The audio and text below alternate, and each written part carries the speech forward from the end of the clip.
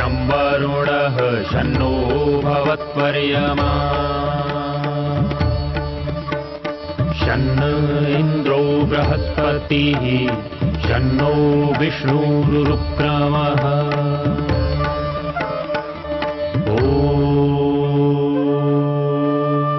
शान्ति शान्ति शान्तिः।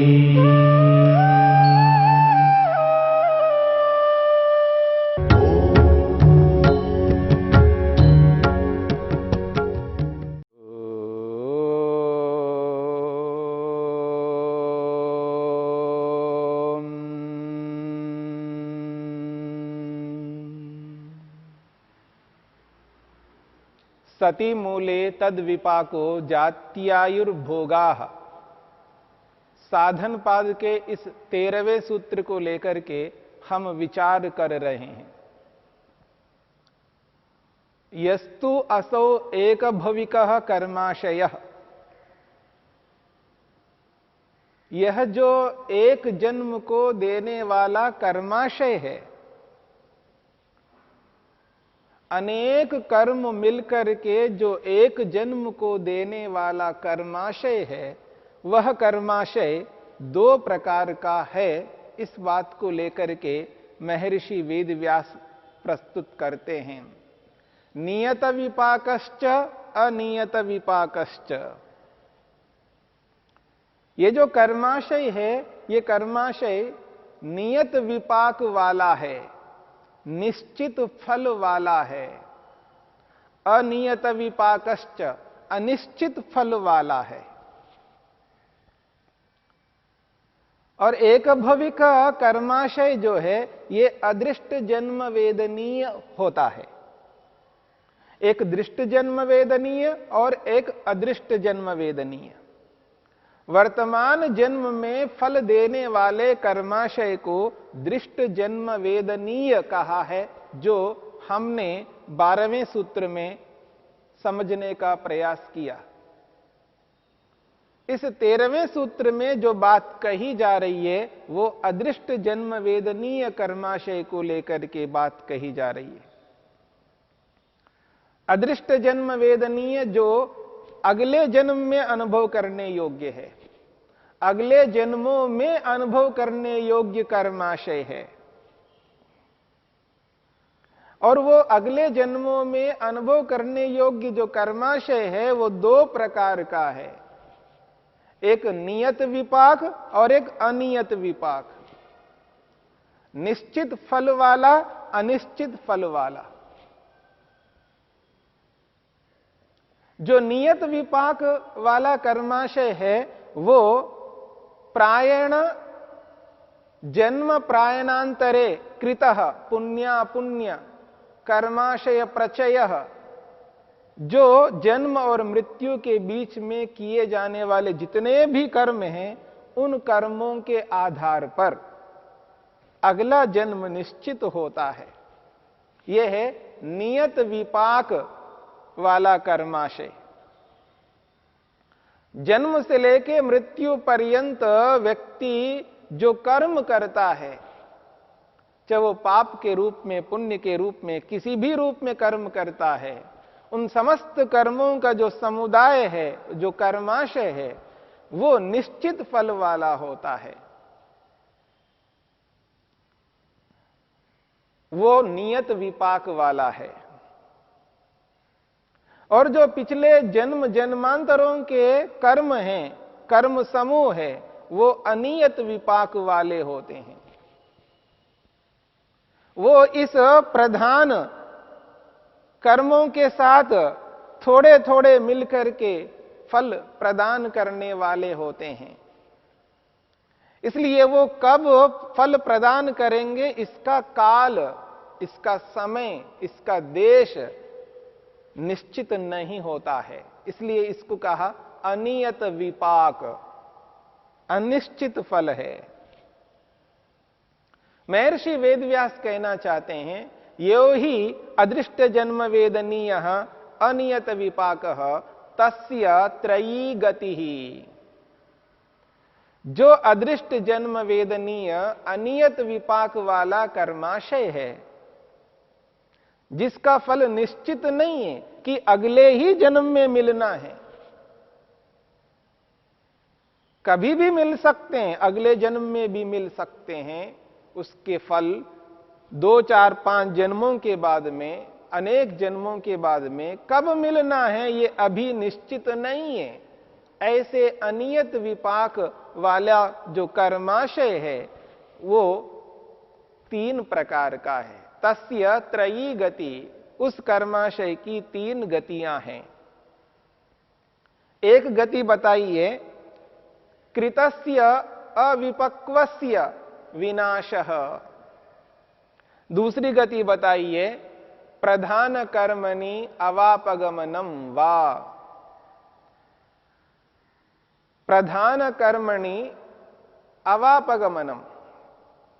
तीसरी गति बताइए, नियत विपाक प्रधान कर्मण अभिभूतस्य चिरम अवस्थानम इति। ये 3 प्रकार की गतियां बताई। पहली गति है कृतस्य अविपक्वस्य विनाशः। जो कर्म किए हैं उन किए हुए कर्मों का फल प्राप्त हुए बिना विनाशा, उनका नाश होता है, यानी उनका फल प्राप्त नहीं होता है। ये पहली गति है। अब इस विनाश को लेकर के हमें ये विचार करना है, इस विनाश का अभिप्राय क्या है। क्या विनाश का अभिप्राय यह है कि इनका फल कभी नहीं मिलेगा, सर्वथा समाप्त हो जाना, सर्वथा नष्ट होना, क्या ये इसका अभिप्राय है? यदि यही अभिप्राय है तो इस बात को समझने का प्रयत्न करना कि यहां पर विनाश का अर्थ सर्वथा विनाश होना नहीं है। ये जो विनाश शब्द में धातु है, इस धातु का जो अर्थ है वो ये कहता है नश अदर्शने। नश अदर्शने, यहां अदर्शन को विनाश कहा है, यानी इसके फल अब दिखाई नहीं देंगे, इनका फल अब प्राप्त नहीं होने वाले हैं, इनका फल नहीं मिलेगा। कब तक पता नहीं, बहुत समय के बाद, बहुत समय तक उसकी जो अवधि है बहुत लंबी है। जो व्यक्ति मुक्ति में जाता है वो किस कारण से जाता है, इस बात को समझने का प्रयत्न करना। मुक्ति में वही व्यक्ति जाता है जिसने क्लेशों को समाप्त करता है, क्लेशों को नष्ट करता है। अविद्या, अस्मिता, राग, द्वेष और अभिनिवेश, इन 5 क्लेशों को जो व्यक्ति जले हुए भुने हुए चने के समान बना देता है, दग्ध बीज भाव की स्थिति को उत्पन्न कर लेता है। ऐसे व्यक्ति के जो कर्म होते हैं, जिनका फल प्राप्त नहीं हुआ, वो फल प्रदान नहीं करेंगे। इसलिए महर्षि वेदव्यास ने स्पष्ट किया है, क्लेशाभावात् विपाकस्य अभावः। क्लेशों के अभाव होने से उनका विपाक नहीं होता है, उनका फल प्राप्त नहीं होता है। और यहां ये जो सूत्र है, सती मूले तद विपाको जात्यायुर्भोगः, सती मूले कहा, मूल के होने पर तद विपाक का, उनका विपाक, उनका फल प्राप्त होता है। और इससे अर्थापत्ति यह निकलती है कि यदि क्लेश नहीं है तो उन कर्मों का फल प्राप्त नहीं होता है। और फलों का प्राप्त न होना ये एक विशेष परिस्थिति के लिए है। फलों का प्राप्त ना होना एक विशेष परिस्थिति के लिए है। विशेष परिस्थिति यह है जो व्यक्ति क्लेशों को समाप्त करके मुक्त हो जाता है, मुक्ति में चला जाता है, मोक्ष को प्राप्त करता है, उसके इन कर्मों का फल नहीं मिलेगा। यही विनाश का अभिप्राय है। और जो आत्मा मुक्ति में जाता है तो वह आत्मा लौट करके आएगा। जो जाता है वो आएगा, हां, आने की जो अवधि है वो बहुत लंबी है।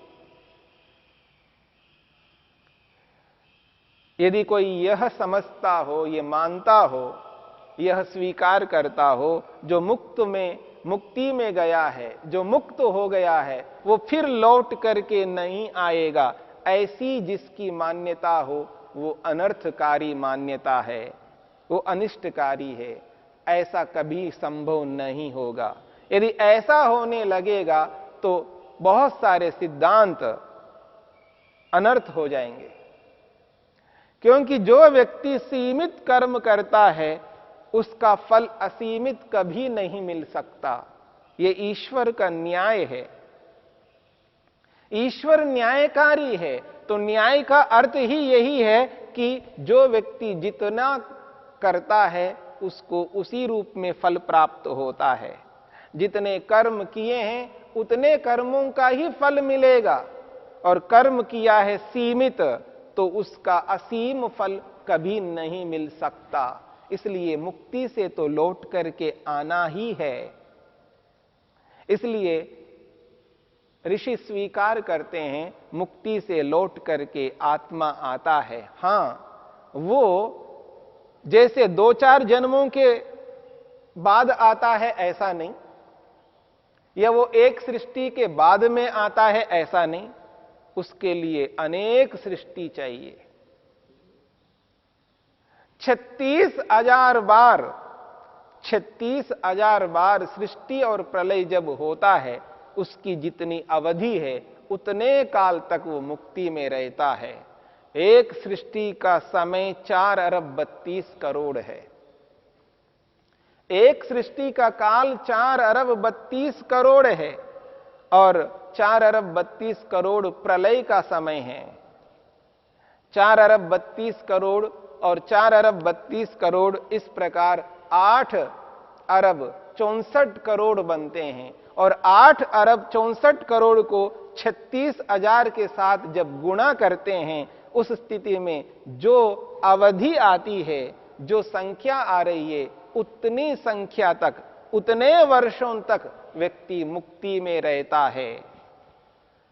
31 नील 10 खरब 40 अरब वर्षों तक व्यक्ति मुक्ति में रहता है, मोक्ष में रहता है। ये अवधि बहुत लंबी है।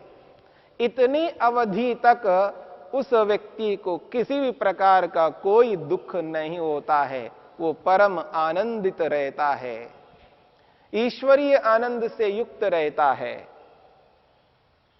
इसलिए ये जो कर्म हैं, इन कर्मों का फल नहीं मिलता है। इसलिए कहा है कृतस्य अविपक्वस्य विनाशः। किए हुए कर्म जिनका फल बिना मिले वो विनष्ट होते हैं, नाश को प्राप्त होते हैं, वो इस रूप में विनाश है, ना कि सर्वथा विनाश है। क्योंकि जब मुक्ति से लौट करके आएगा, जन्म मिलता है कर्मों के आधार पर, और ईश्वर न्यायकारी है, बिना कर्म के जन्म नहीं दे सकता। इसलिए वो मुक्ति में जाने से पहले उसने जो कर्म किए हैं, निष्काम कर्मों से पहले जो सकाम कर्म किए हैं, पाप और पुण्य, उन्हीं के आधार पर उसको मुक्ति से लौट करके आने पर उसको जन्म मिलता है। इतनी लंबी अवधि के लिए उसके लिए कहा जा रहा है कृतस्य अविपक्वस्य विनाशः। इसका यही अर्थ है। इस बात को समझने का प्रयत्न करना है। दूसरी गति बताई है प्रधान कर्मणि अवापगमनम, और तीसरी गति बताई है नियत विपाक प्रधान कर्मणा अभिभूतस्य चिरम अवस्थानम। अब ये जो पहली गति बताई है, कृतस्य अविपक्वस्य विनाशः, इसके लिए महर्षि वेदव्यास ने एक उदाहरण से स्पष्ट किया है। तत्र कृतस्य अविपक्वस्य नाशः यथा, जो किए हुए कर्म फल प्रदान नहीं करते हैं, वो कैसे नहीं करते हैं, उसके लिए उन्होंने उदाहरण दिया है। यथा शुक्ल कर्मोदयात इहैव विनाश कृष्णस्य। बहुत बड़ी बात कही गई। महर्षि वेदव्यास कह रहे हैं, यथा शुक्ल कर्मो उदयात, शुक्ल कर्मोदयात इहैव विनाश कृष्णस्य। जब शुक्ल कर्म उदय हो जाते हैं, तब कृष्ण कर्म यहीं समाप्त हो जाते हैं। शुक्ल, महर्षि पतंजलि ने, महर्षि वेदव्यास ने कर्मों के प्रकार बताए हैं। अभी तो हम साधन पाद को लेकर के विचार कर रहे हैं। जब कैवल्य पाद को लेकर के विचार करेंगे, यह दूसरा पाद है। चौथा पाद जो है कैवल्य पाद, कैवल्य पाद को लेकर के जब हम विचार करेंगे, वहां पर महर्षि पतंजलि ने 4 प्रकार के कर्म बताए हैं। एक का नाम है शुक्ल कर्म, एक का नाम है कृष्ण कर्म, और एक का नाम है अशुक्ल अकृष्ण, और एक का नाम है शुक्ल कृष्ण। 4 प्रकार के कर्म बताए हैं। शुक्ल कर्म का अर्थ है पुण्य कर्म, और कृष्ण कर्म का अर्थ है पाप कर्म। शुक्ल कर्म, कृष्ण कर्म, यदि इन दोनों को मिलाया जाए तो कृष्ण शुक्ल या शुक्ल कृष्ण, यानी पाप और पुण्य। ऐसा कर्म है जिस कर्म में पाप भी है थोड़ा और पुण्य भी है थोड़ा, उसको हम मिश्रित कर्म के नाम से भी कहते हैं। शुक्ल कर्म, कृष्ण कर्म दोनों उसमें रहते हैं। एक कर्म में 2 विभाग हैं, थोड़ा सा अंश पाप का है, थोड़ा सा अंश पुण्य का है, दोनों मिलकर के उसको शुक्ल कृष्ण कहा है, यानी मिश्रित कर्म। और चौथा कर्म है अशुक्ल अकृष्ण। शुक्ल कहते हैं पुण्य और अशुक्ल पुण्य नहीं है, और कृष्ण कहते हैं पाप को और अकृष्ण कहते हैं पाप नहीं है। न पुण्य है और न पाप है, इन दोनों से अलग है, उसको कहते हैं निष्काम कर्म। ये 4 प्रकार के कर्म हैं।